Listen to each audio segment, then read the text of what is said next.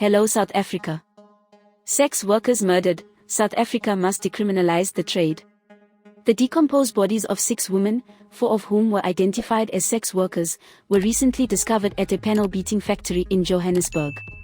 A 20-year-old man has been charged with 6 counts of murder. The case highlights, again, the risks of sex work for women in South Africa. It also puts the spotlight on the regulation of sex work.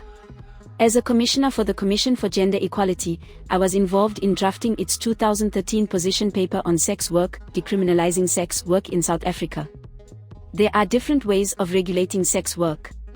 These include criminalisation, legalisation, partial decriminalisation and decriminalisation. Sex work is a crime in South Africa, which means that all sex work that is performed on streets or in brothels is illegal and is policed as such. This makes it particularly difficult for sex workers who operate on the streets to be safe.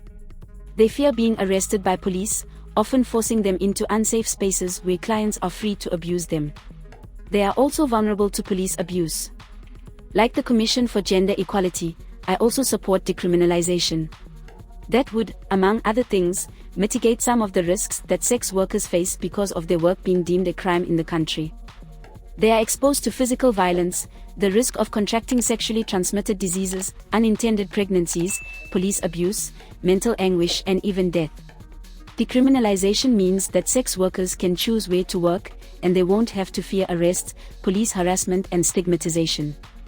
Sex work in the country is regulated through the Sexual Offences Act 23 of 1957 and the Criminal Law, Sexual Offences and Related Matters, Amendment Act, 2007. This is Leah for the South African. Please subscribe for more news updates.